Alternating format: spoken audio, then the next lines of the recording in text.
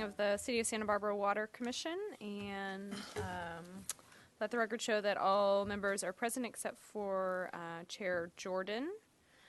Any changes to the agenda? No. Okay. I don't see any public comment or anybody from the public, which is a first time in a while for us. So we'll move on to consent items. Questions or? Motion to approve the meeting minutes. I'll second. Got a motion from Chair Davis and a second from whoever you want. Pick one. From Kilborn. All those in favor? Aye. None opposed. We'll move on to the Water and Wastewater Capital Improvement Program. Joshua. Good morning, Chair Bernie and Water Commissioners and Councilmember Snedden. I am Kathy Taylor. I'm the Water System Manager, and I'm here with Matt Ward. He's the Water Distribution Superintendent to present the water portion of the 2-year capital improvement program for fiscal years 2020 and 21.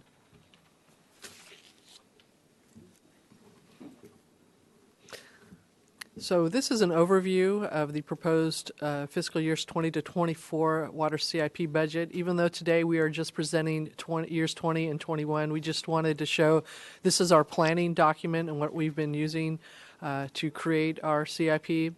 And you have an updated spreadsheet that was handed out this morning. The one that was in your packet was before we were struggling with how to show our outside fundings for our joint powers agreement at Cater and our water service agreements, and we have some FEMA funds and also some grant money, and so that's pretty much what has been folded into to show the actual costs for all of these items.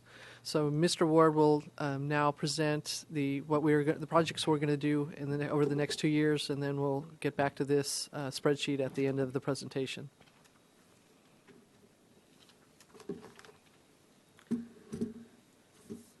Good morning, Chair and Commissioners. I'm here to present on the following water capital programs. If you have any questions, please let me know as we go, and I'll be sure to answer them. First, we have the Cater Water Treatment Plant Program.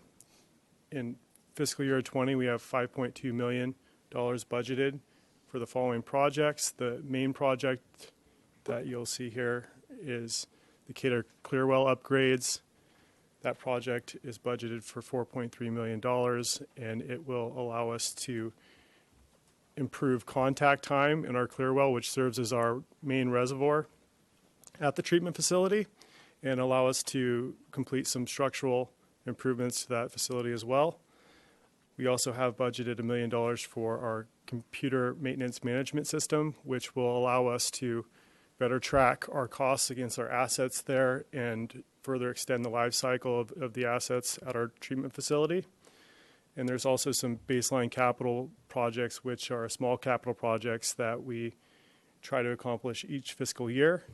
And in FY21, we have $1.2 million to continue the computer maintenance management system work, as well as our baseline capital. You'll notice in the graphic real quick, you can see this ground lawn here, yellow lawn, gold lawn. This is the top of the Clearwell. So this is the structure that we're looking to make some improvements on. A large portion of those improvements, just to give you a little context on it, because we really haven't talked at all about that, is driven by the need to verify that we have adequate contact time. So once we've treated water, we put it into the Cater Clearwell. It resonates in that reservoir with chlorine to make sure we get full disinfection before it goes out into the distribution system. Given the shape of the reservoir and how the intake and outfall work, DDW has asked that we do some more modeling of it, which has kind of pointed us in needing to add some baffles inside the reservoir to ensure that water isn't just moving straight through the reservoir, is actually spending key time in the reservoir and getting the disinfection. And so that is the project there that is popped up on our radar, and it will be a portion of that is paid for, approximately 39% of it is paid for by our partners. But it is a significant project, and we'll be meeting to talk more with them about the timing of that. As you can imagine, that's like open heart surgery to get in there. How do you keep those flows going through, meeting the contact time while you're, in essence, taking it offline? So I think that's likely to be some of the big drivers. While we're in there, we're also going to be making some seismic upgrades to it as well. It currently has about 2 feet of soil on top of that reservoir, just the way it was constructed, and so there's some concerns at this point of whether that soil is too much weight for the reservoir roof. So we'll be looking at that, and then one of the things that's been, I think we've talked about before, it potentially is a candidate for solar, and so when we go through this, taking a look at what it would take to make that a usable site, because we could use the power right there. Okay. Without getting too much detail, what's the contact time that you're looking for, and what's the current, and what's the? I don't know. Oh, I don't know that. That's a great question, Sorry and about we could follow up with you on that, though. Yeah, that'd be interesting. Yeah. Mm-hmm.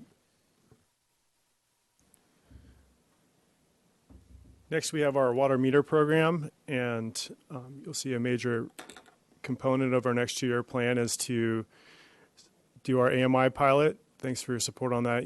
You may have noticed that City Council unanimously approved that project, so we're going to go forward with piloting both a fixed and cell network and study what system's going to best support our needs. And in FY22, we are planning to move forward with a full deployment.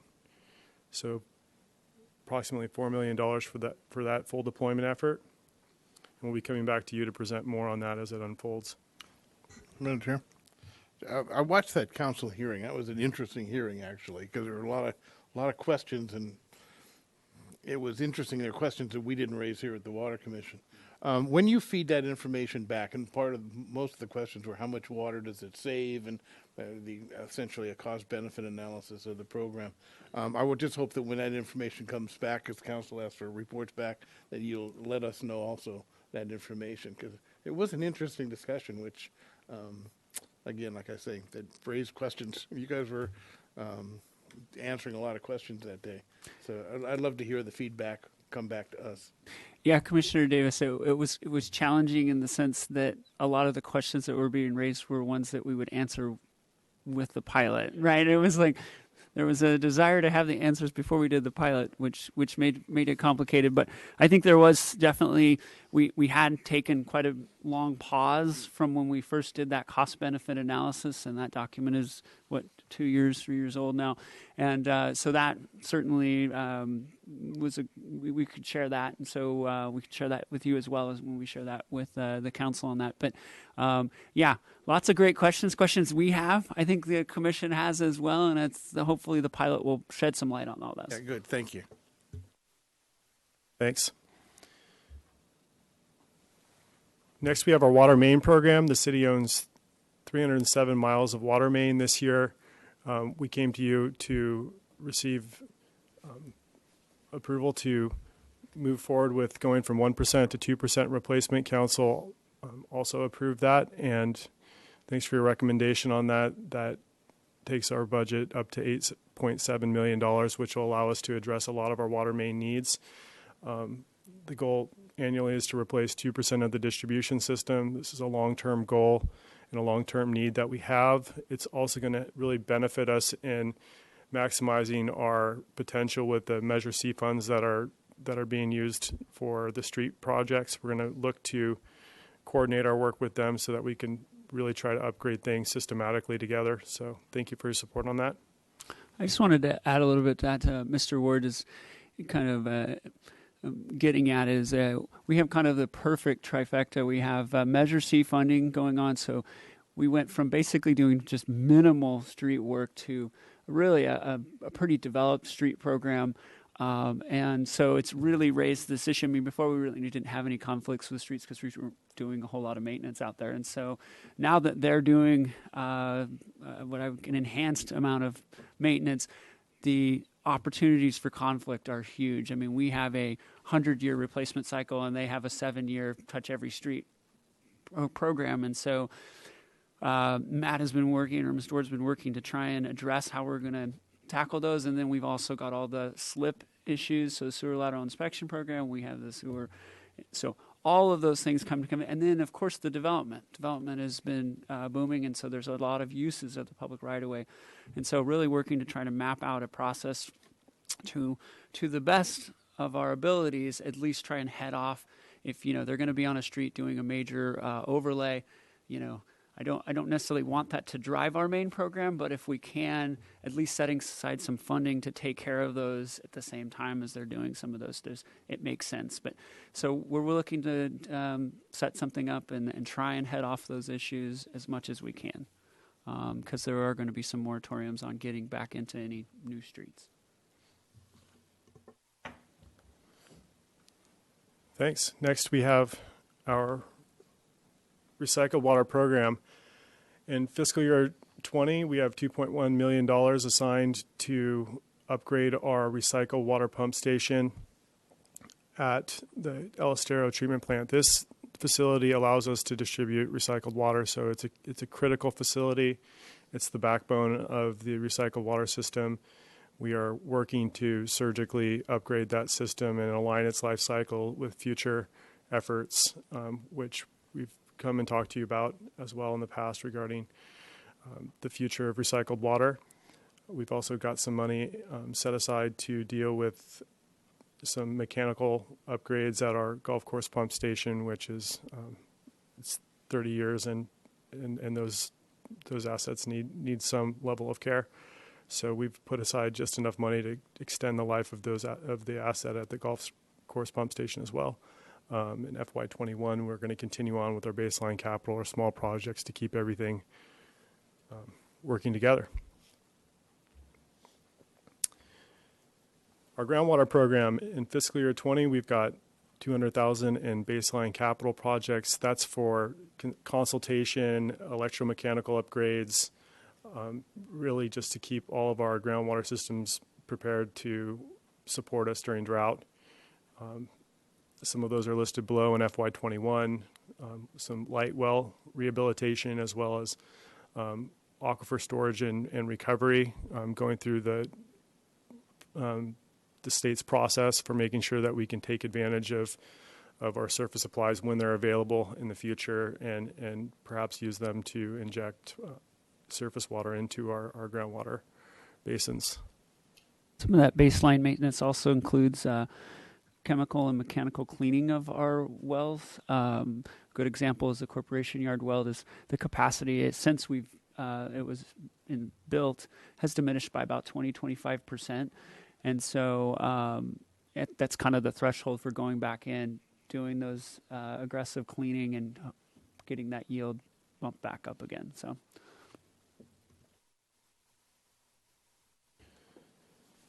Next, we have our pump station program. In FY20, we have $440,000 assigned for the Cater cross-tie backup generator design. That project is to be able to provide a backup power source for our cross-tie pump station, which serves all of the upper elevations of our service area. So it's a critical facility, and as you know, there's been a lot of issues with shutting off power, and we're recognizing some of those issues, and we're working to make sure that we're prepared to deal with the needs there. What's critical on this one, we're going to be looking for some grant funding because, a normal power outage, a couple hours, typically not a problem. We have plenty of storage in the system. We can handle it. But, particularly related to wildfires and things like that, power outages, SCE is now talking about turning the power off more frequently anytime the wind blows. This project is really critical to making sure we have adequate water during a fire. And so we're hoping that with that kind of driving it, we can hopefully get some grant funding to offset the cost on this one. Additionally, FEMA has a program for critical facilities, and if they have funds available, we put this project on our critical facilities list. So if that FEMA funding comes available, this would be eligible for that. And we hope to have that install completed in FY21. And again, we have some baseline capital needs in our pump stations, and so we continue to address those.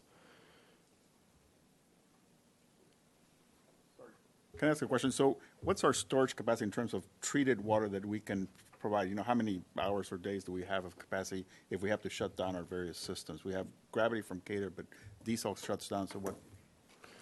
That's it's a loaded question. So, but what we have achieved in the past is a 3-day, 72-hour shutdown, and we also have storage in Laurel Reservoir up the Cater treatment plant. So, in terms of storage there, depending on where we're at with and what kind of emergency we're dealing with, we're looking at about a week to 2 weeks worth of storage there alone. So, if we had a tunnel collapse scenario, Right. I'll address that some more too. Because we also have a reservoir water system infrastructure plan. Okay. So thanks, that's a nice segue. Joshua set an initiative for us to work on a master plan for the water system, which includes all of our water system needs. We recognize that the system was built out at different times with different needs, and as a first phase of that work, we're working on a water system infrastructure plan, which is going to look primarily at the distribution system and the conjunctive use of our supplies. It's going to look at some of our aged reservoirs and develop an approach so that we can systematically address our large capital needs. And we're looking to complete that work by FY20. And we're currently have an RFP out that is due, I believe, next week. So it's an important project. We're excited to be able to do some planning, and we're going to be addressing our emergency supply needs as well and our system needs there.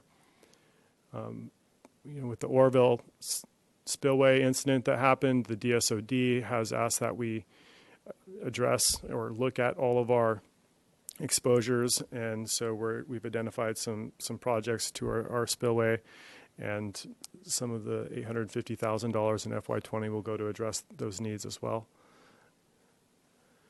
And in FY21, we have $300,000 set aside to begin to work towards some of those improvements that will come out of the water system infrastructure plan. So some pre-design work for our reservoir replacements, and then again some baseline capital to keep our reservoirs whole as we look at our long-range planning.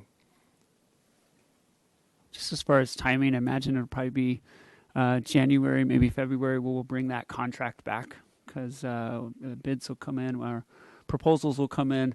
We'll go through and interview and select someone, negotiate a contract, and then bring that back. And at that time, we'll get into some more details about what's in the infrastructure plan. Thank you, Commissioner Keller. Next, we have our desalination program. It's a new program that we're introducing as we've brought the desal plant online, and it's in full production. I'm going to allow Mr. Hagmark to also jump in here and provide some additional information. But in FY20, we've got $38.6 million assigned to this program. A lot of $14.5 million of that will go towards funding a desal conveyance pipeline from the desal plant to the Cater water treatment plant. That project includes a new pipeline from the desal plant to in the area of the Mission Street, where the pipeline will tie into an existing transmission main. So a portion of those funds will go to upgrading the existing transmission system that will be able to convey the water directly to the treatment plant, and desal expansion as well. Yeah, so this was one we were kind of struggling with how to present this because there's a lot of things that have to fall into place. So what we put out there is our best estimate of what we would need, and a lot of it hinges on weather and reaching some type of agreement with Montecito. Should we not, I think we would revisit all of this and how it looks. But at this point, we've budgeted what we believe to be the full amount to move forward with it. And the desal plant expansion, that would include the cost to take the facility from the current 3,125 acre-feet a year up to 5,000 acre-feet a year. We'd be pursuing a $24 million SRF loan for that. So it reflects that, but those costs would be in debt service and associated and offset by some type of agreement with Montecito. So it's in here. When we lay this out in our table, we identify this as outside funding and then whether or not it's coming from the SRF. So it's a complex situation, and I don't mean to set any policy or get ahead of anybody, but we wanted to kind of set those costs out there and at least have them out there for a discussion as we move forward. Josh, could you go through those numbers again and where they relate to on the table? Absolutely. So what we have so we go start with the desal program at 38.6 million. In that 38.6 million, 24.1 million is associated with the expansion. Okay. And That's the connection I was and the remainder would be outside funding from I have WSA, that's the water sales agreement Okay, good, thank you. for the pipeline. So a big chunk of the pipeline would be paid for by Montecito. I just had a question. So under the desal program up top, wouldn't we have continuing costs annually for the SRF loan? It would show up as debt service and not in the capital. Yeah, good question though. Got it. And I also had a question backing up one on the reservoir program in 2023. Is that a tank replacement project, that 8.1 million? Yes.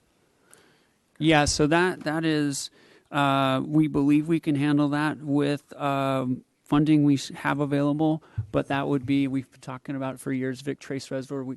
We believe that's a priority, but hopefully the infrastructure plan will let us confirm that it is, and particularly what size that reservoir needs to be. So those are some of the questions before we run out there and just throw a new roof on it. It may need something different. Maybe it's a smaller reservoir. We're hoping something that will meet our needs going forward, and so that'll be part of what comes out of it. But we expect we need to do something there. Okay. Yeah, I know we talked previously about sizing of reservoirs and utilizing our storage appropriately. Yeah. So we're getting turnover and stuff in the tank. So, all right. So that takes us back to our budget and kind of ends the water presentation portion. And so if there's any questions or additional dialogue, we'd be happy to talk about that.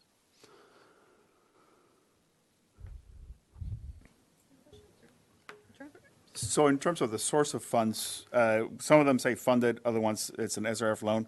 Which is it already there? And then the outside funding, again, some of those I know some of those are being negotiated, but so when we see funded, that means that's funded all the way through to 2024, for example?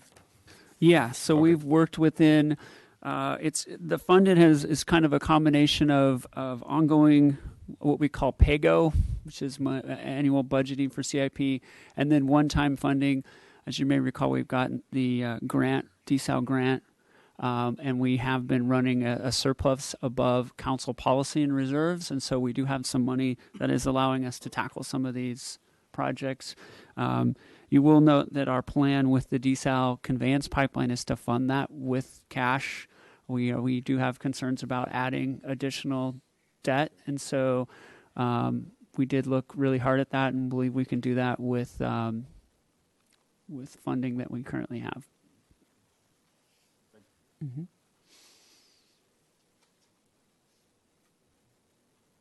Sorry, can you say that again? Because I thought you had just said that if we're looking at that 24 million SRF loan, that was mainly desal, but then you were just saying that.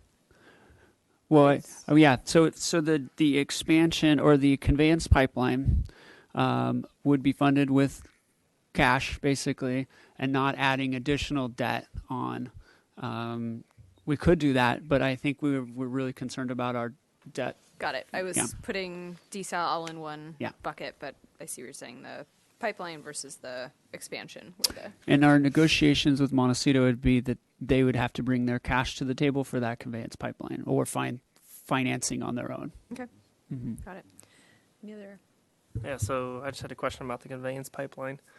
So if it goes up to Cater treatment plant, is it connecting straight into the South Coast conduit, or is it going to tie into Cater and then go? Commissioner Kilborn, that's a great question. we have been working on the details of that, and so what we have it doing is currently we have 2 pipelines that come out of the Cater Clear well, a 36-inch pipeline and the 30, which turns it quickly into a 24. So it does come out of the Cater Clear well. What we're going to do is take the 24 and route it around the clear well and bring it into the top of the, basically where water from the treatment plant is coming in. And so it'll have time to kind of blend and equalize all the water in the clear well. So So is that going to hinder our contact time? it If should we're not. adding It should not, more because we're not increasing the amount of water, net water through the reservoir. Okay. I just want to make sure we're accounting for that when It- we're it's- looking at this upgrade in the clear Yes. well. I don't want to Absolutely. be short-sighted on that. Right. Okay. Mhm.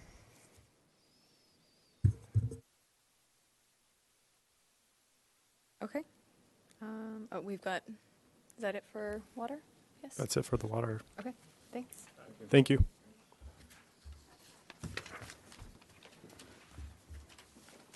Vice Chair, Commissioners, we have with us today Galen Fair, who is our acting wastewater manager right now. Lisa Arroyo is out on medical leave, and so as the former laboratory supervisor, she is coming up to speed on the capital program and is excited today to give a presentation on it. Chair Bruni, Commissioners. So, yes, I've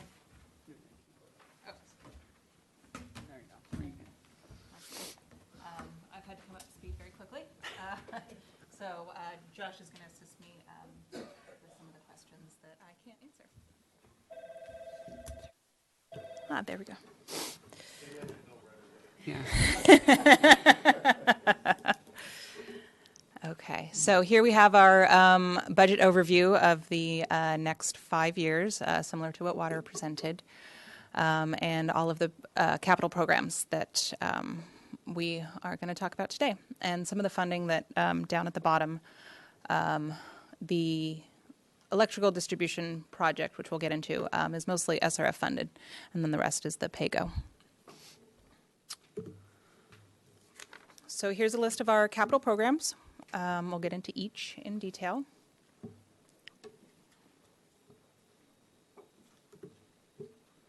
So the first is our electrical distribution renewal. This is actually a 6-year project. It's currently in the pre-design phase. So with the electrical distribution, that system refers to the plant-wide power, including our substations and backup emergency power. That entire system is to the end of its useful life and is subject to catastrophic failure. Some of the electrical is from the 70s, so it's done a good job so far, but needs to be upgraded. The administration and consolidation part of the storage consolidation part of the project, we have several temporary trailers that seem to have become permanent offices. So as part of this project, we're going to expand the administration building, combine storage of paper files and miscellaneous parts for the plant. So for fiscal year 20, we've got $2.8 million budgeted for, and fiscal year 21, we'll continue with that with $1.7 million budgeted.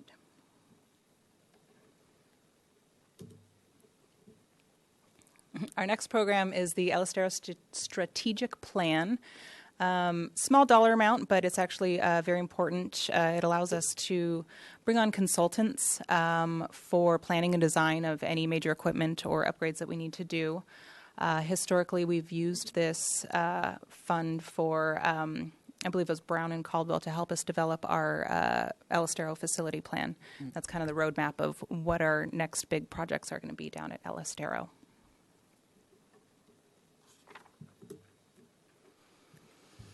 Our next program is the El Estero Maintenance Program. This is our capital maintenance for any of the additional electrical and mechanical equipment. There we go. So for fiscal year 20, where that cute little red box is our chlorine contact chamber. That currently has no redundancy, so we cannot take that tank offline to service it, do any maintenance. So this project, we're going to have a bypass put in place so that we can take it offline. That will allow us to do maintenance, repair any concrete, replace inlet gates, replace some baffles. So I believe that hasn't been serviced in about 20 years, just because we haven't had the capability to take it offline. The other project that we're going to be doing at the plant in fiscal year 20 is going to be a new waste gas flare. Currently, we have some restrictions with our existing flare. It's undersized. So this will allow us to potentially take in more fog. And perhaps Josh can expand on that. So this is one of those things where the APCD oversees the emissions from our gas flare, and right now we can't. One of the reasons we can't take more fog material is because our flare is undersized. So if cogen goes offline, we don't have the ability to safely get rid of that gas. And what we have currently is called a candlestick flare, and it's very simple, requires very little maintenance, but doesn't have a complete burn and remove of all the NOx material that the APCD and there's some health concerns over it for long-term exposure type of stuff. So there are new flares on the market, and they are high maintenance, basically require a continuous heat, because you're burning it and then you're burning the exhaust again to make sure that you're removing all the particulates. And the biggest challenge that I have with it is this would be a $100,000 project to put in a larger flare, just a simple candlestick flare. But APCD is marching us down this path for these super duper flares that are going to cost us probably $1 million. And my issue with it is, and I'm hoping I can get Reason to come to the table on this one, is these flares are our last resort. We have every intention of putting it through the cogen facility because that saves us money. I mean, there is no incentive to use these flares. So to the extent that it's there, it's really just an emergency issue, and hopefully we can come to some reason with this, because I'd hate to put in this $1 million flare that requires a lot more maintenance, requires energy to keep it heated, and I'm just not quite sure why that is necessary. So anyway, we'll be working through that, but this is budgeted for the full-on fancy flare. How often do we use the flare average in a year? I could get that data, but I'd say it's probably 2 weeks, 3 weeks tops a year. Typically when cogen needs to be taken down, because it does, and they do maintenance on it. And, but otherwise, it's on. It's always on. So hopefully we can. I would be happy writing up a permit in which we agreed not to exceed a certain time limit in any given year. I'm hoping we can find some common ground on that. Thank you. And then for fiscal year 21, we just have $450,000 set aside for baseline capital. Well, we're here. May I ask a question on the chlorine contact? So when you bypass, you're not using chlorine anymore. You're basically letting it through. My understanding of it is it would have to be done at low flow, so you don't have as much water going through. It will create where's my notes here? I think we're planning to bring in some rain for rent tanks. Is that what we're doing? I mean, there's so having a process in which we do that. The other thing that's hanging out there too, and we're still working on it, is what to do with the waste heat. We currently are running excess waste heat. And so one of the things that we've been looking at is pasteurization. There is a low pressure pasteurization where I think they heat the water up to around 150 degrees, 160 degrees. And we could do that in lieu of adding chlorine and then having to remove chlorine. So looking at that as maybe that being the redundant operation that we have, and then we can really maximize all of the waste heat coming out of the cogen facility. So we're looking at a couple different things to see if that makes sense as well. But we recognize that this is a single point of failure, and we need to address it. Yeah. Thank you. Okay. Our next program is the lift station maintenance program. And for the next 2 years, we have Villa Lucero lift station is going to be our main focus. currently, and the map is a little small, but currently there are 2 lift stations relatively close to each other. Up at the very top, it says La Colina Lift Station. Thank you. There we go. And then down there is, yeah. So La Colina goes up, up La Colina down to La Cumbre. And the way Villa Lucero is currently configured, there's a force main that goes from Villa Lucero right next to McDonald's onto State Street. So those 2 flows meet right at the intersection of La Cumbre and State. So our goal for this project moving forward, it's in design phase currently, is to put the force main on Villa Lucero, block away from State Street, and that will allow the capacity at that intersection to be less flow. They will join together as the sewer main gets larger near Hope. So by moving it a block away from State Street, we're reducing any congestion that could be a factor during construction. And, I mean, we don't want to congest the area anymore. We've got our new target going in. So for fiscal year 20, we've got $400,000 set aside for our design and some other baseline capital in the system. And fiscal year 21, we've got $2.3 million, and that'll be the majority of the construction costs for that project. So our capacity issue is this section right here on State Street. And so rather than dig up State Street and tackle that here, change the direction of this force main and take it down and enter here where we have a larger conveyance pipeline down here to dump into. Did we ever complete the force main lining project, or is this in lieu of that? No, so we've got a lot going on. So we did the La Colina. You may recall we put in a second barrel for La Colina. Right. And ironically, we were going through and bidding the rehabbing the existing. The prices came back so high that we're actually going to put it back out to bid as a replacement. So we're going to do another main on for the La Colina force main. So they'll have 2 new mains. That's what I was thinking of. Yeah. I guess is that already funded from previous years, or okay? It's funded this year, yeah. Okay. Okay, and then our last program is our collection system, the sanitary system overflow compliance. And this is our program to repair, replace, or rehab parts of the sewer main that need it.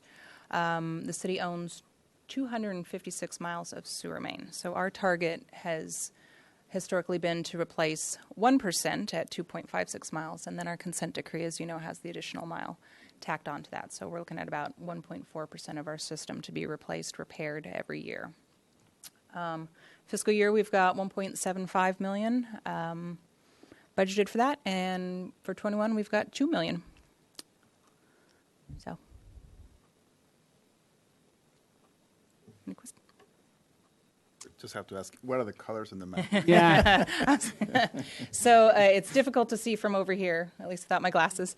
FY18 is the blue, so that's what it's the different years, yeah, and the areas of the system that we're planning to replace. One of the things that we're looking to do, we've got quite a few Caltrans crossings that we need to get to, and dealing in Caltrans right away is its own beast, and so we're likely going to break that out as its own project. And track that kind of separately, but we do want to make sure that we meet our mileage goals, and that's part of the problem. The Caltrans right away can really bog things down, and we don't want that to be the reason we miss our mileage goal. Mm-hmm. Does that seem to be mostly along the 101? Is Yes. that what? Okay, and it's the yellow. It's the yellow ones, yeah. Okay. So we're back at our budget summary. Any questions? Yeah.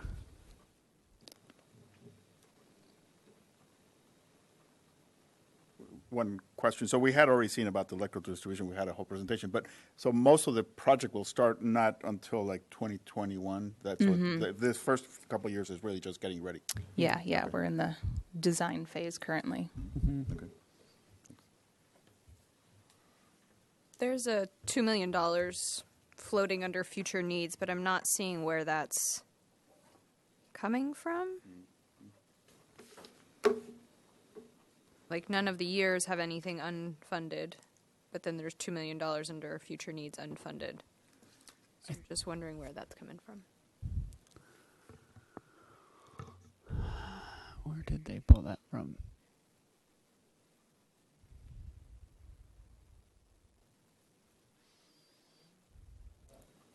I think it's related. If it's in the sanitary sewer overflows, I think there is a desire to continue to.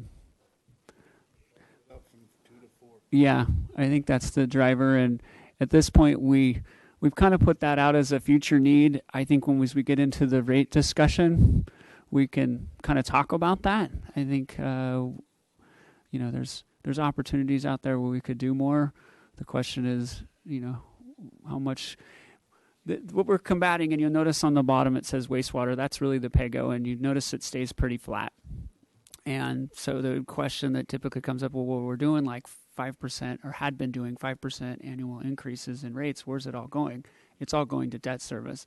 We have the secondary aeration basin project wrapping up in the next couple months. That debt service is going to hit us, and we've been increasing rates so that we can pay that debt service. Well, in 2023, our debt service is going to hit us for the electrical work, and so we're raising rates so we can meet that. The question is there any room in our rate increases to also put more money towards main rehab replacement repairs?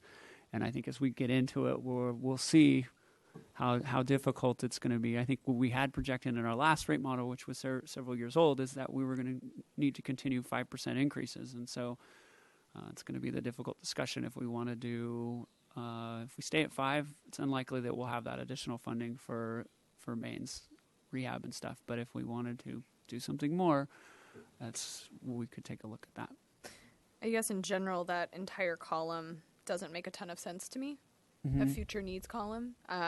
Is it just the next year? If it's the next year, we should just have it as the next year. Or is it uncertain needs that could be spread around all of these years? It looks like annual. I think it was in. It looks like it's probably 24-25, which if that's the case, it should just say 24-25. I think the intent was to kind of show that there was a need that we could financially address in the future. That would be a desirable spending authority to have, but recognize that we're working within constraints. I mean, would you consider it like just a contingency across the period? Yeah, it would be. I see those as baseline. Kind of, we would want to be increasing our funding in that area going forward. It's not a single It's just time. unusual in a capital improvements program to have a category that's not an annual amount that's floating out there in that regard. It's just very different. Yeah. Okay. Well, likewise, I think it would be helpful for both kind of water and wastewater to have similar categories. So in water, it's 20, 21, 22, 23 each year. And then in public works, wastewater, it's 19, 20. So I would just make some consistency across those graphs so that everybody knows what's happening. Likewise, in our draft for water, we had an unfunded column. Mm-hmm. There's not an unfunded column in water now, so I'm assuming we figured out where that money was coming from, which is fantastic. That's correct, yes. But just kind of want to, again, just making sure that there's consistency across them so that as the council and as the public is looking at these, they see them as a single program or, an overarching program, so there's consistency across it. I think that'd be helpful. We appreciate that. Yeah, one of these has already been inputted and the other hasn't, and so then they'll be on the same, they'll look exactly the same. Yeah. But thank you. Joshua, just again, this fits into the overall capital improvement program for the city. And that idea of a future need column, is that going to, quote unquote, fly in the administrative review? That's a great question. I don't know. That's a column they threw in there. How to communicate. Because the other thing to do would be to spread that over the period. Correct. They say that these are needs we have over the period, and to spread them over the period, and to show that essentially there is still an unfunded $2 million need in that regard. Yes. I think that's been part of the challenge is do you show it in there without funding and you're going to find the funding. I don't know if we're at that point yet, or do you show it as a need and we really need to gather more information to understand what how to fund that. Because again, again, just go back to water. You do have an unfunded category, meaning you're going to find the funds someplace else. Is that correct? Did I read that right? Under the draft. Under the draft, water, we did. Yes, under Yeah. the draft, we did. You have a line unfunded, Correct. right? And so rather than have that the future needs floating out there, you could spread it across the system in some form to show that as unfunded. Again, it's an internal capital budgeting process, which it just Chair Bernie's comments. It stands out like a sore thumb Yeah. because it's not within the capital period. Anyway, comments. That's what you're looking for. Yes. So you mentioned that there's coordination between water and streets and things like that, but and I'm sure that you have also between water and sewer, although there are different depths and things like that, but to have some so you're not bringing up the street twice for that maybe. And then recycled water, sort of extending lines and that. So is there kind of a program that we could see or that is available so that one could understand what's the the plan for going in there and replacing water mains, replacing sewer, and then extending the recycled water? So we do have a plan for expansion of the recycled water system, which we put on hold. But it looked at where we would need to get lines to. And at this point, we aren't throwing sections of recycled water pipeline in if we're on a street. Part of the challenge is the separation with water and sewer that kind of takes away that advantage. The requirement is that they're 10 feet apart. So ends up not being a lot of efficiency. It's not like they're right next to each other and you could do them both at the same time. So, yeah. Thank you very much. Thank you. All right, so next, we've got the Stage 3 drought update, and I heard that Ms. Dyer is absent. So, Mr. Hagmark, you're going to pitch hit? That's right.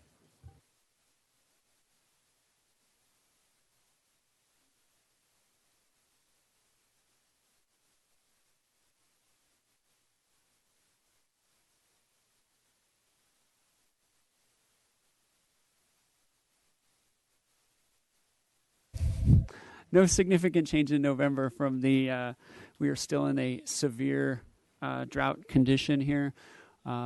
Certainly the recent wildfires are driving home that message. I keep calling back to the fact that we typically get rain in October, and all of these rain events or these fire events would have been kind of at least smaller. So really continuing to drive home this message, we are in a drought and it is still severe. Just an editorial comment. Go back to that slide. Mm-hmm. Remember, we had a little bit of rain in one winter, and all of a sudden the northern part of the state's all going, hey, we're out of it, and everybody's cool. Look at how fast we How got back. quick. Yeah. Wow. Anyway, just editorial comment. No, that Wow. is a great point. That they had been completely out of it just a year and a half ago, and so how quickly we can turn around based on how dry it is.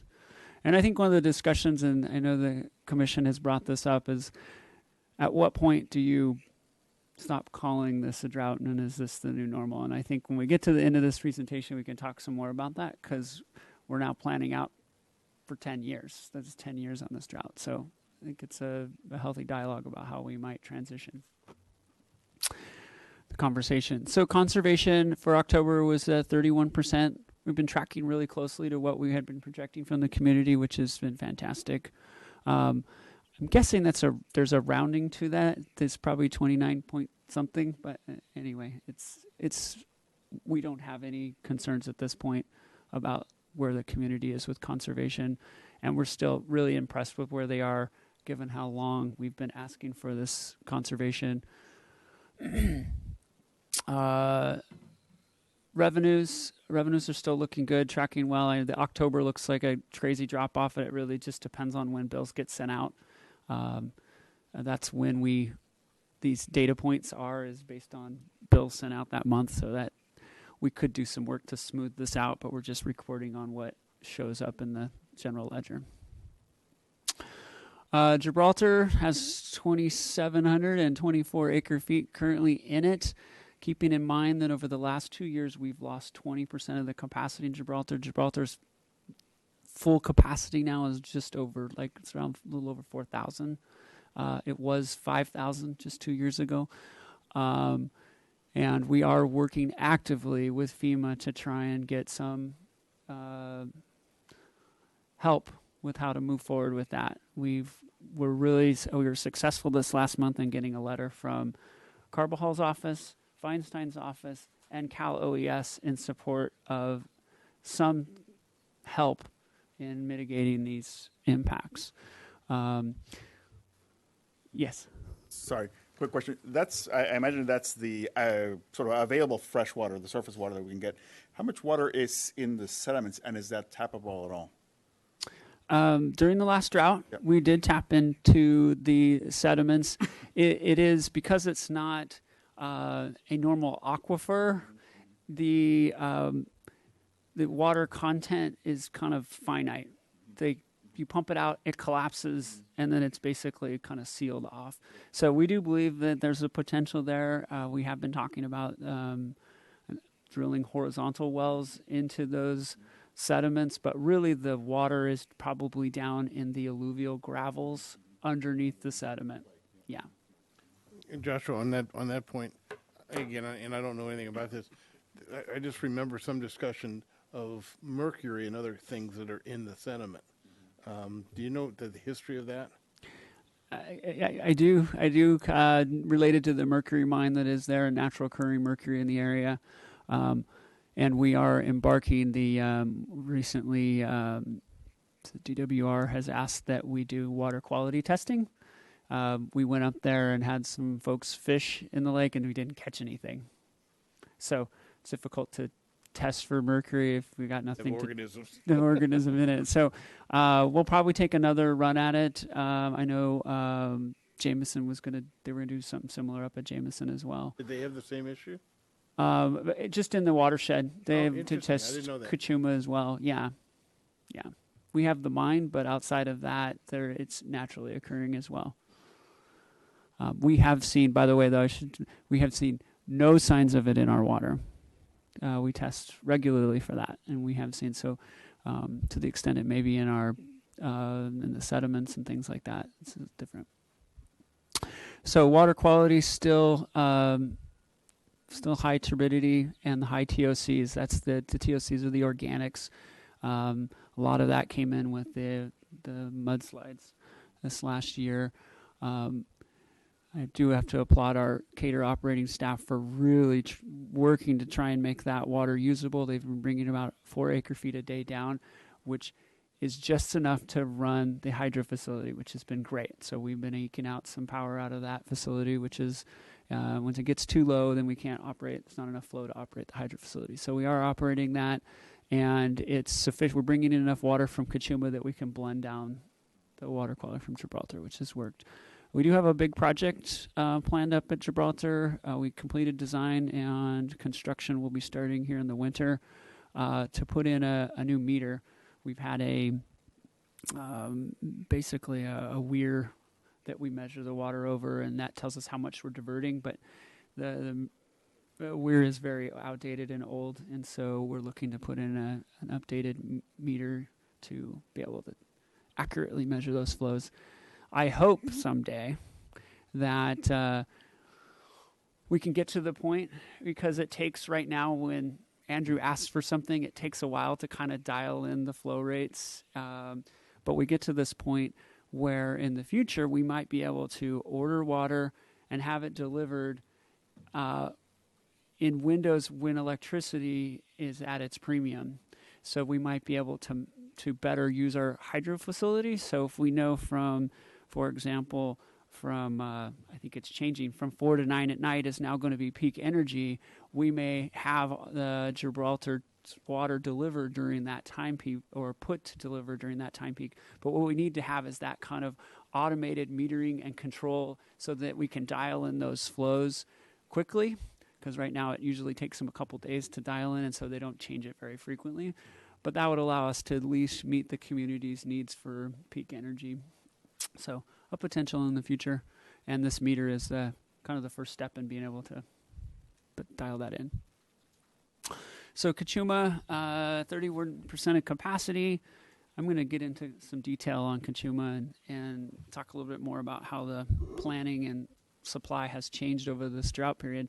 But the city has the largest share of water amongst the member units right now, which is good and bad.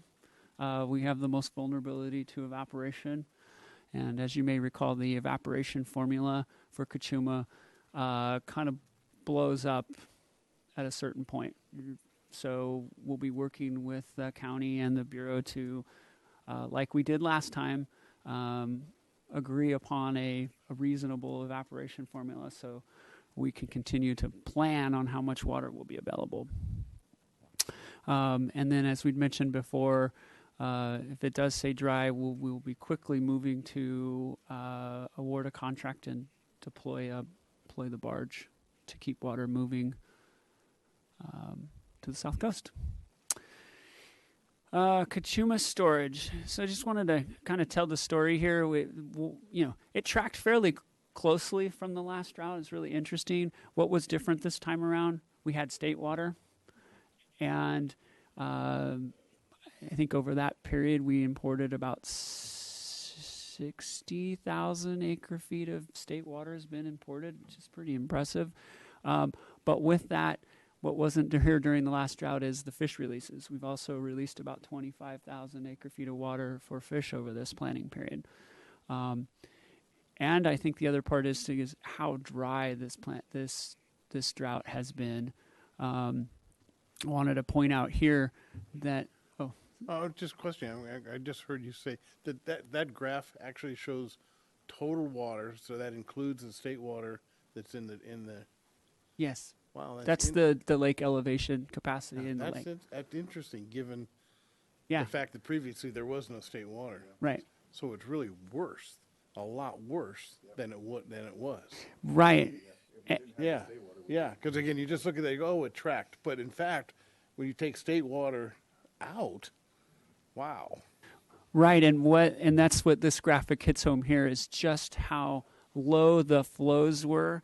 If you go back, I mean, we had some inflows in here before, which were helpful.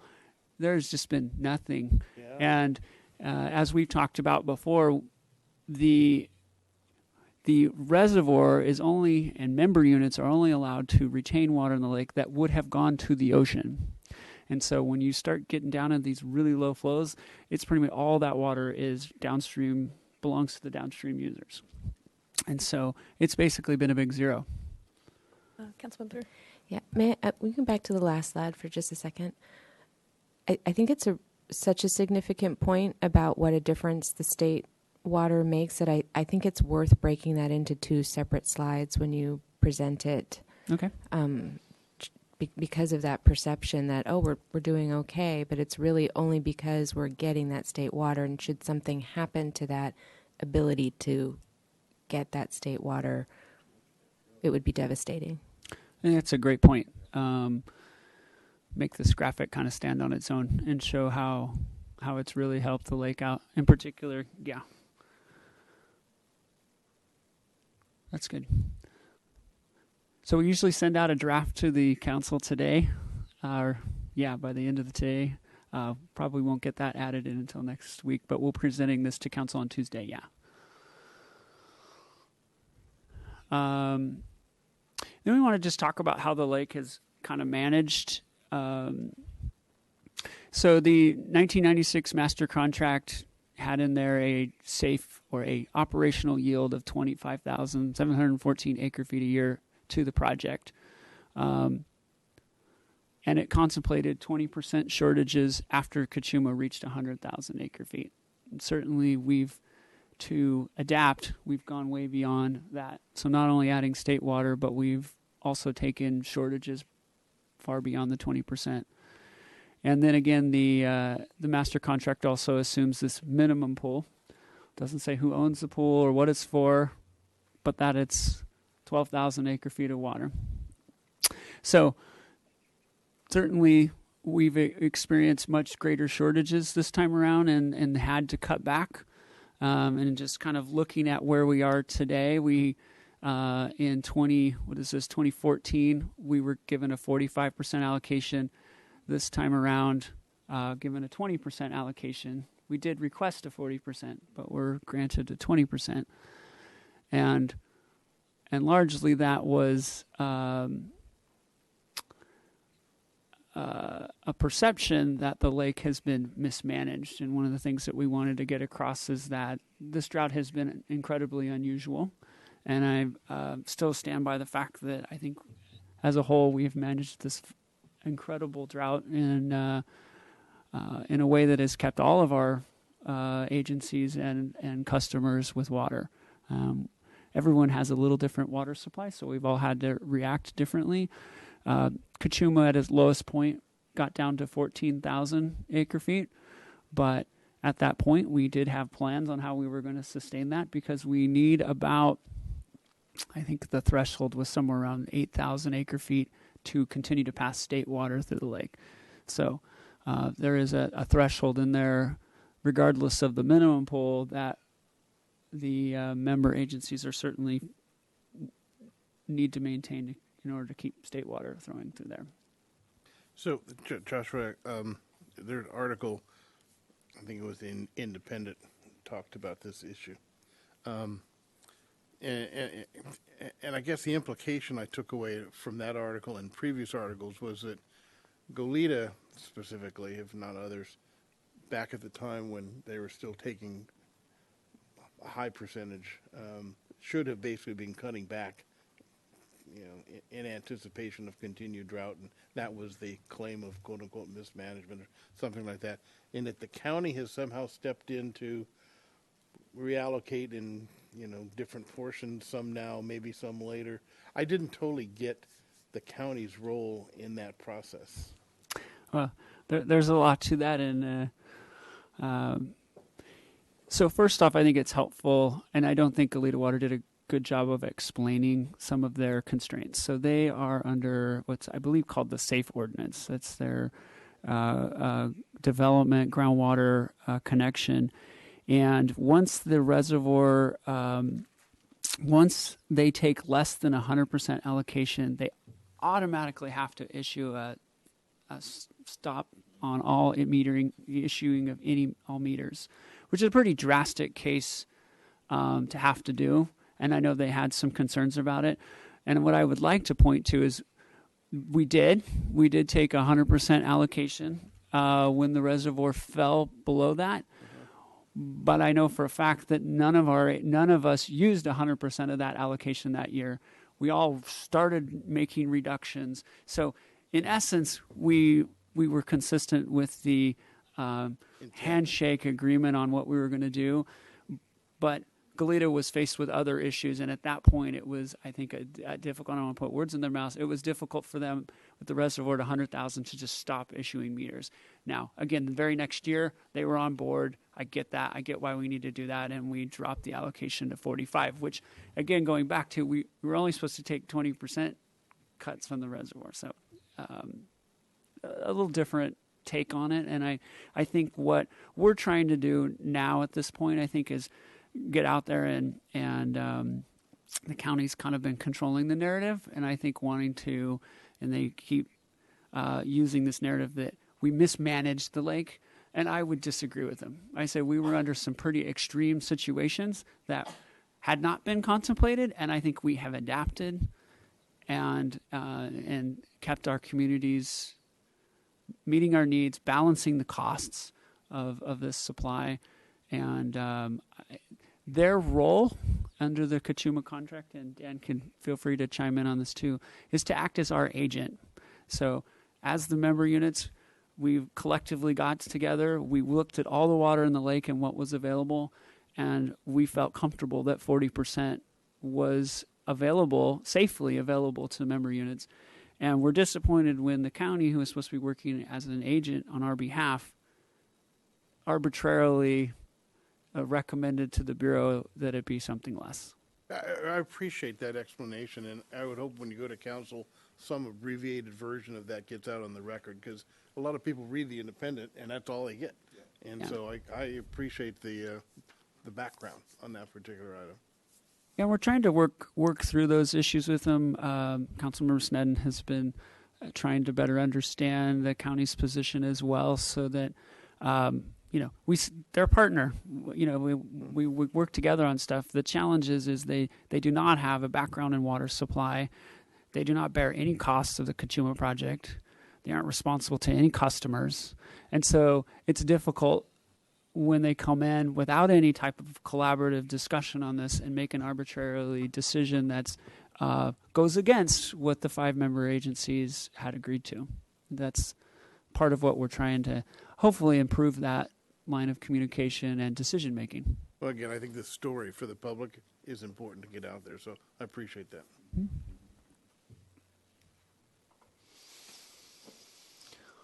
As far as the imported water, the city continues to import 280 acre-feet a month. That's our capacity in the pipeline. We have been using up most of our state water all summer, so there's not any state water left in the lake. But as you saw, there's 7,000 acre-feet of Kachuma water left in the lake. So we do have quite a bit there, and this was all part of the plan. We have 800 acre-feet still remaining in San Luis to be delivered, along with our allocation. But we are looking this next year to need about 2,000 acre-feet of additional water, assuming we do get an allocation, to keep the pipeline running full. We currently have a debt of 3,700 acre-feet, but I feel confident that we'll be able to continue to manage that. It's not an unreasonable amount at this point. There is legislation moving through to get rid of the need to do an exchange. As I may have said before, Mojave, Antelope Valley, the folks that we've bought water from before, they aren't really that keen on the return water. They'd really prefer the cash. So for them, it's not really about getting the water back. So this would free up and I think make some of these transactions a little easier. As far as groundwater, we are still monitoring for seawater intrusion, but we did shut the wells down for the winter and letting the basin rest. And we'll be looking to bring on 4 of the 9 wells in the spring if this winter remains dry. Desal plant, I'm happy to report, continues to operate at full production. Water quality is exceptional. And at this point, we've been meeting pretty regularly with the Montecito Water District, and we meet one more time next week, and it's our plan to bring back the terms to the council in December before they go on break. So just to update, and I think we've made some good progress. It's a complicated agreement, and I think that's been the challenge. If it was a 20-year agreement, I think we'd be done with it. The 50 years really makes it difficult, and that's been an important requirement or ask of the Montecito. They want to have that long-term security, and trying to contemplate all the different issues in the future has been really difficult to get into agreement. So, Madam Chair, Joshua, on the replacement of the desal plant, what's the capital life of the facility that we just built? With regular capital and replacement work, I believe the facility is probably a 25-year life before a major rehabilitation needs to be done. Yeah, you just triggered it in my mind when you said if it was 20-year, it was simple. If it was 50-year, that's a different story, because in that period, you're going to have to do some major improvement. Exactly, and they'll be on the hook to pay their percentage of those costs. Got it. Mm-hmm.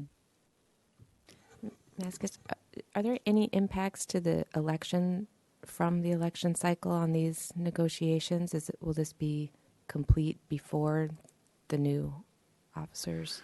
Well, no, the new members get seated the first week in December. So and then 3 new members on the water board.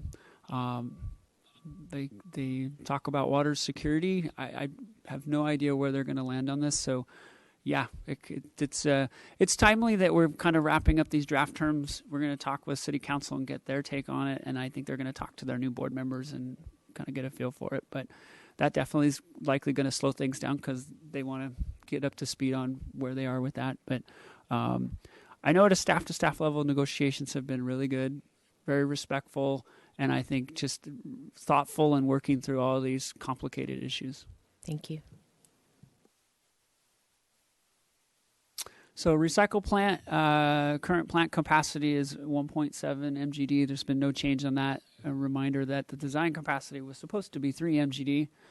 We're currently working through legal remedies to address the capacity issues. The council has been briefed on that in closed session, and the plant is currently online and meeting those demands. So over the summer, we had some issues with pipes bursting. Have those been fixed? Is that still an issue? Where are we at with that? The pipes have been repaired, and we have wrapped the pipes now to make sure that nobody gets hurt if they were to break again. And that's part of the legal solution is what do we do with this? Getting to the bottom of why. So we have been we had pressure sensors on there, but putting on there ones that are be able to pick up those spikes to see if that's what's happening. I think I have no idea what's causing it, but I just know that with these filters, they are back flushing on every 7 to 15 minutes. So the back flushing on these is just constant. And anytime you have that change in surge, you got a pressure spikes. And so I don't know if that fatigue is leading to issues, but thus far it's been corrected. But I don't know that we've got a long-term solution yet. So just to be clear, wrapping the pipe so that people don't get hurt isn't correcting the problem. That's correct. It's just making sure people don't hurt, which is necessary. But I think that's something that we're interested in keeping on and making sure that we actually get that fixed for this facility before even thinking about. I know we talked a couple times today. It came up about expansion and what's next, and I still think we need to get this fixed. I did let La Cumbre know because they have been anxious to sign an agreement with us. I did let them know, and they found some potential grant opportunities to offset their costs, and so unfortunately I'll let them know that we're just not in a position right now to finalize any type of agreement. So I guess they understand, but yeah, they're anxious, and hopefully their interest remains even whenever we finally get this repaired. Yeah. So when do the treatment plant upgrades get completed so we can see what this plant can really do? How far are we from that?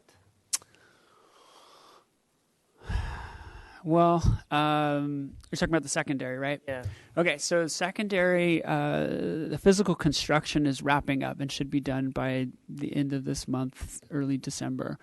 Then we get into this which they've been planning all along, which is this interesting transition where we're going to transition to a very different type of bacteria in our secondaries. And so how do you build up the population of those bacteria and then switch over to this new treatment method? And so they've been working on that process.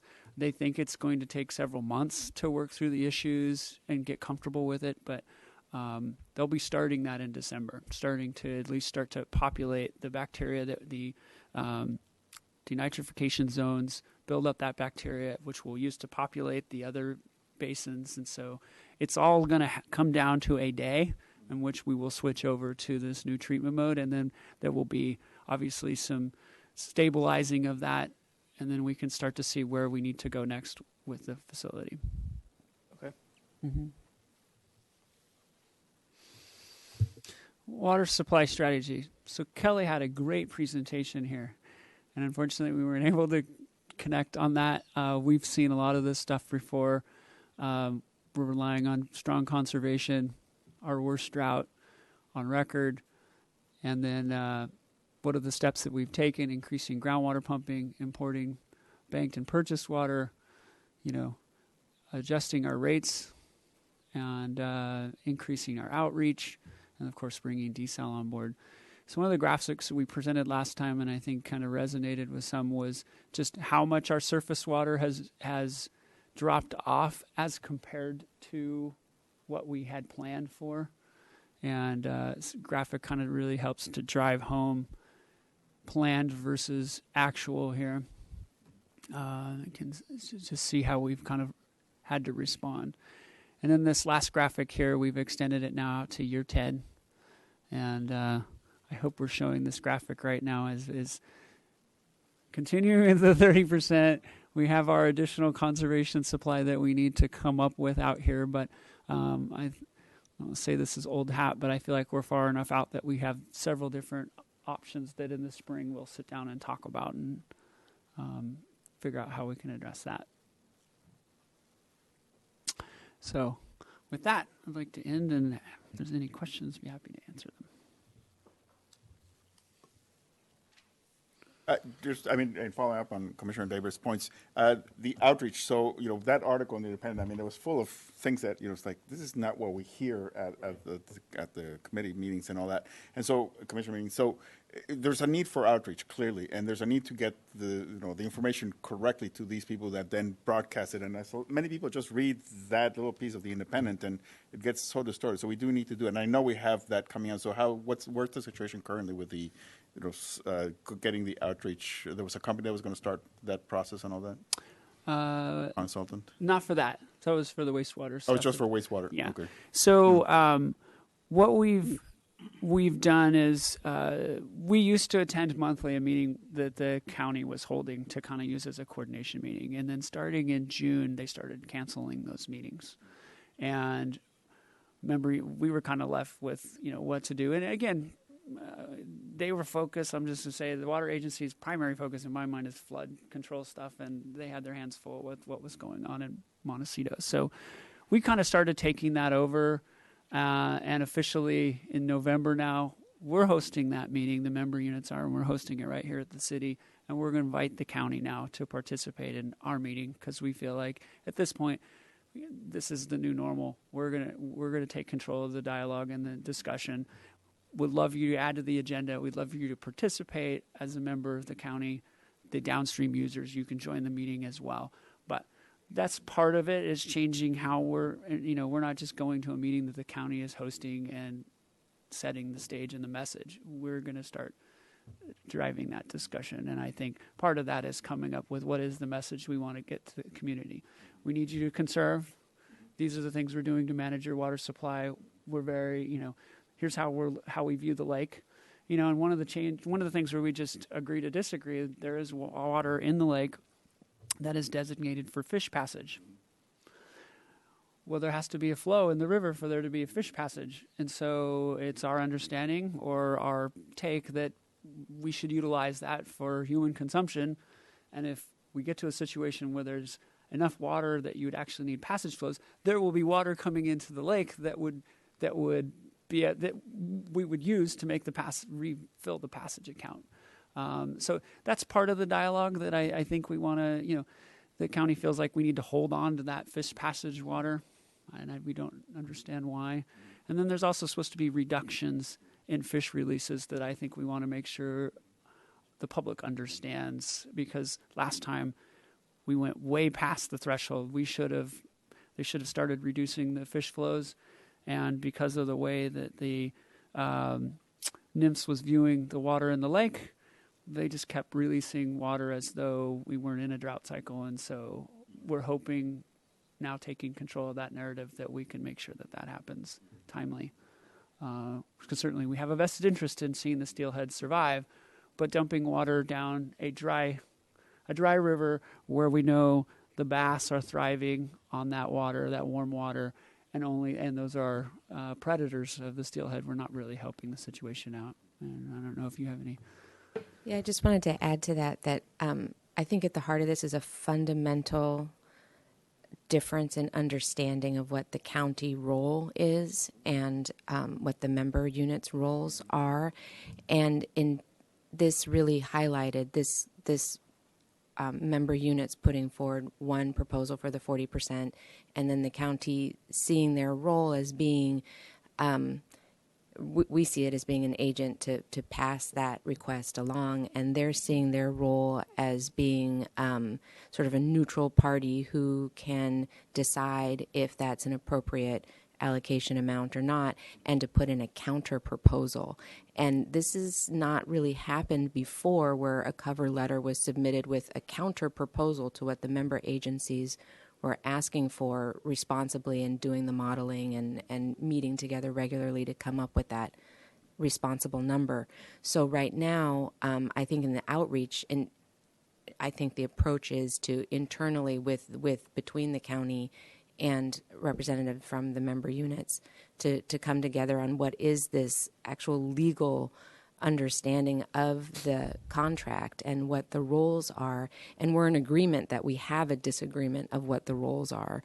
Until that's established, I mean, I think we could play it out in the media, we could go back and forth, but the outreach and what we're presenting is that we've taken a very responsible position on modeling and allocations, and we put forward what was a responsible request, and that the county, for whatever reason, decided on a different number and presented that instead of our request. And so a lot needs to be sorted out in that fundamental understanding of our roles and coming to an agreement, legal agreement, on what the contract defines our roles to be.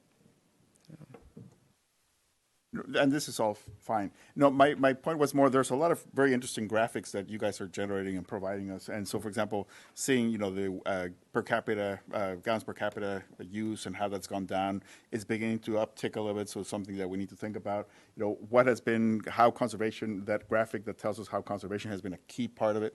Because you talk to people now and they see me, they talk to me, and they want to know why their rates are high. And, so I explained, well, we've got all these different sources of water, and diesel's not cheap, state water's not cheap, so, but we need to get that out. And so maybe some press releases that provide, or some way of getting this information out to people that then broadcast it with different bits and pieces of that every week or every so often, so that we have that conversation with the public, and they understand better why there's a need to keep conserving, why even though we have the diesel plant, that's not going to be our full supply, and even though we have all those programs. I think that's important to have that out there. No? Mm-hmm.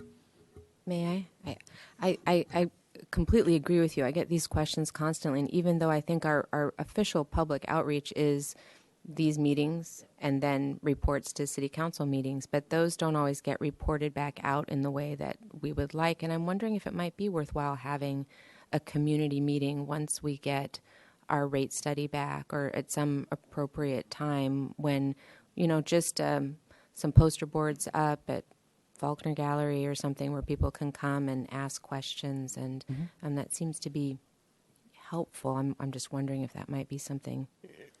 And that actually was, the gist of where I was going with my question to you on the article, because, as Dr. Keller and Councilmember Sneddon said, the public reads that, and what they read is there's mismanagement and the county is stepping in to save the day. Yeah. That's the message which went out, right? And we can talk about it at these meetings, the council meetings, but that doesn't get reported, right? If there was a community meeting that talked about that issue, right, and you invite the press, and then you do press releases afterwards, at least we might get some coverage of what's actually happening rather than the, if you will, the bent that's going out there right now. That wasn't just my question, because when I read that article, I said to myself, there's more to it than this. I know that, but the way it's coming across is agencies have mismanaged, county stepping in to save the day, and I know that that's contentious, and I didn't like the tone of what was happening. So I think you kind of started the discussion off with this too, is drought fatigue. So we got another article about drought. Whatever. Arguing about water. And I think, how do we breathe life back into the discussion, and how do we start to make that transition? As you may recall, in the budget this year, we have plans to well, for next year, we have plans to put out a RFP for our update of our long-term water supply plan, and trying to figure out the timing of it is we're no longer in a drought. This is just our new normal, and I think, it's difficult to say that. Australia went through a 10-year drought cycle. Now they're back in another one. But the question is, when is it just this is the new normal, and we're no longer in a drought, and we're going to be managing Kachuma now more in these margins. This is how it's going to be managed. And sitting there just watching water evaporate because we're wanting to hold on to stuff is not the best in the best interest of our ratepayers. And so I think we got a lot of work to do to settle into that, but it's ideas for how we start to navigate that. We also have to work with the Sea Level Rise Committee and how that fits into this discussion. And anyway, there's just a lot to tackle, and I hear different voices, and for me, it's people are like they're just tired of talking about the drought. That's what I hear, and I am too. In fact, I put it to my staff. You'll love it, and I said, what are your thoughts on this? And our wastewater manager says, why don't you do rain updates instead of drought updates? I mean, they don't have to do a few of those a year. And I appreciated we just need a fresh perspective on this because these have gotten routine. We don't get a lot of participation. I think it still is urgent as it was 4 or 5 years ago, and so, but it's people are tired, and I get that. So, food for thought. Talk about how we transition to that. Joshua, again, the long-term water supply plan, that would be an appropriate time to actually do that, but that's still out there. It's still out there at some point, which is unfortunate. Mm-hmm. But again, I think the more we talk about the fact that this is the new normal, we need to basically just deal with the flooding when it comes. Start now. I mean, the ideas of when do we drop the drought emergency? So it's just there's all this. I certainly don't want to send people the message that they don't need to conserve anymore. So I'm like, we need to stay where you're at. But we're considering this not an emergency anymore because this is just how we need to adapt to this. Lots of, I think, pretty difficult issues to tackle, and I think we're going to be working on those as we're developing the scope for the long-term water supply plan RFP and working through that. I think, we've talked about this before, the new normal and all of this, but I think, if you live in the desert, you don't constantly say you're in a drought emergency. It's just the way of life and the way you do it. And I like that you added to the graph the 30% conservation so that it's giving constant credit for the new way of living. I mean, I don't know if we need to say the drought is the new normal, and I mean, this is it. This is how we plan, and I don't see that we have any indication not to continue to plan as if this is our water supply. So we might have a heavy rain year, but that's the abnormality. That's right. Not like, oh, we're back to normal. That's what's the unusual event, and this is now just based on historical data now of our past 7 years, this is how we plan for our future. I mean, I don't know that we need to be calling it normal or not normal, or, this is our current state. This is our historical water record. This is how we're planning for the future.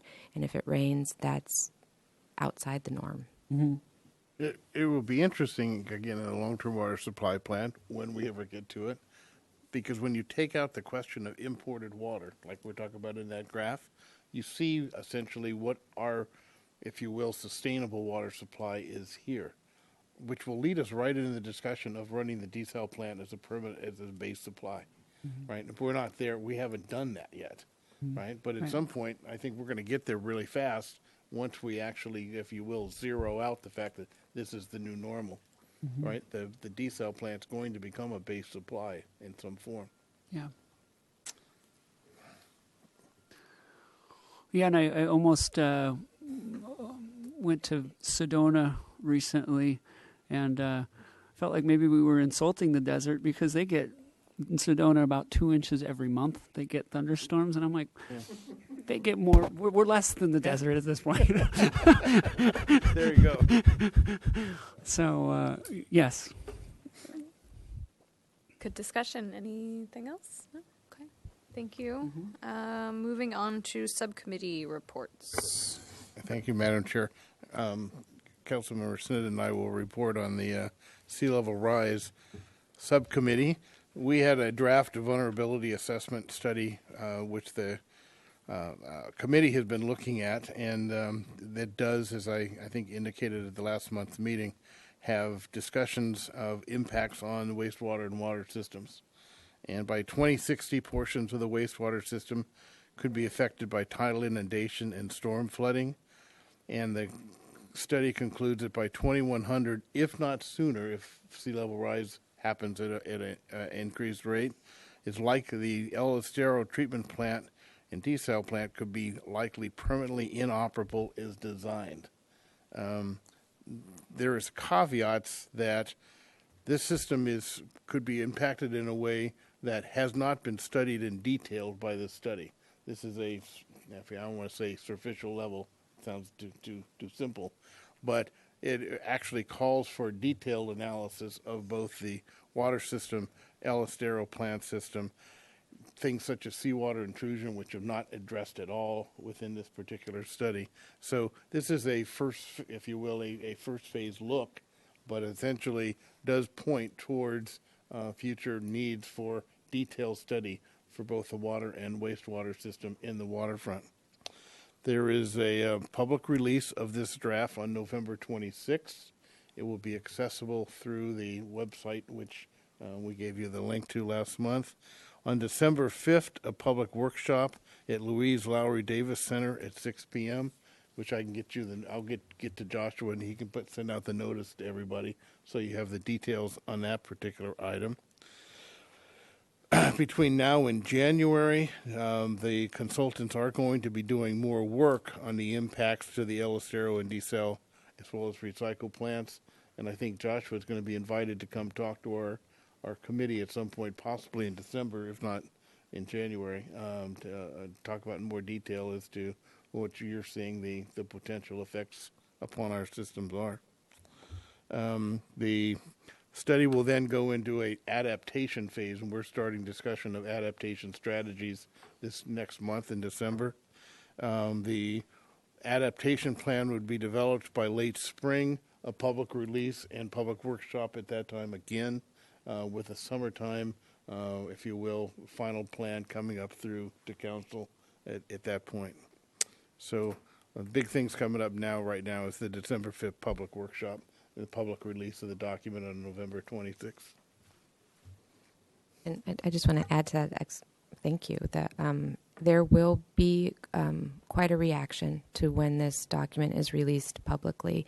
And I want to emphasize that what will come out is if the city does nothing for mitigation planning, these would be the effects by those dates. So when people are seeing these documents and looking at them, knowing that this would be the baseline, and that, of course, we're not planning on doing nothing, but it is a starting point, but there will be considerable reaction, I think, once the maps are really looked at, and that we should all be maybe prepared to be able to answer to some of those questions.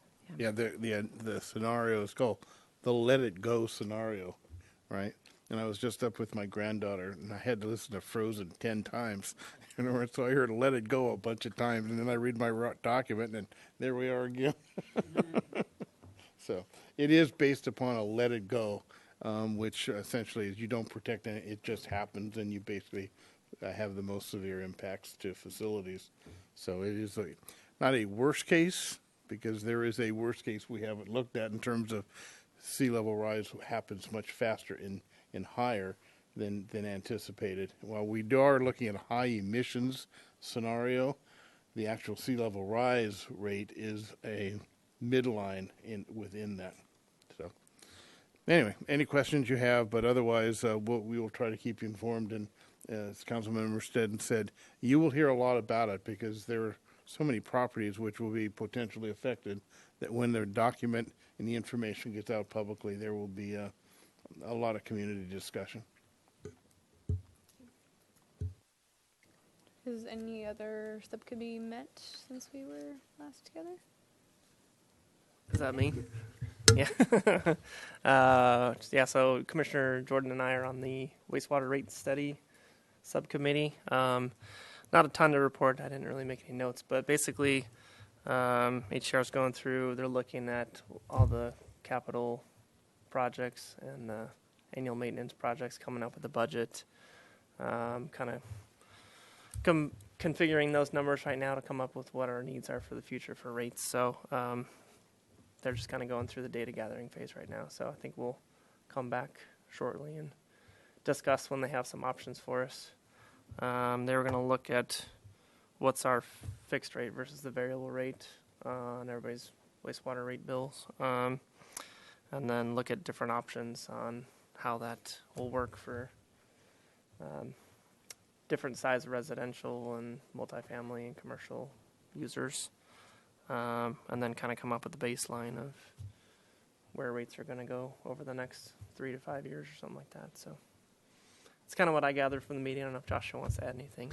I was just going to say our plan is we did talk about quite a few policies issues related to how those costs get shifted around, potentially dropping our 10 HCF cap down to reflect more of what we're seeing from our average customer of what we consider indoor winter use. And so what that means is you're shifting more costs to those lower bills. And so how to kind of balance that. And then also looking for some policy discussion on the strength of treatment. And so we'll be bringing that back in December to talk and get more input from the Water Commission, and then we'll dig back into it and come back probably in February. So so we're queuing that up for December. We have the water supply managers report that we annually do, which is a summary of how all our water supplies. It's a backwards looking document, how all those performed. And then the fog.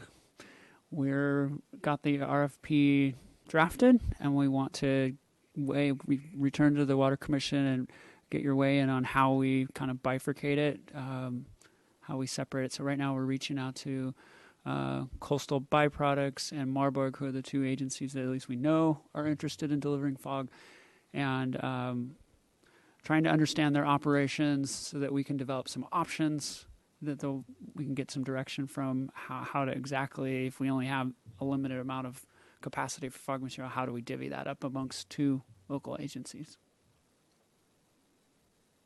Just because I'm not going to be here in December, I'm just going to push back a tiny bit on dropping the cap for the wastewater in the opposite direction. I think that if people want to use a significant amount of water for outdoor water use, they should have a meter for outdoor water use.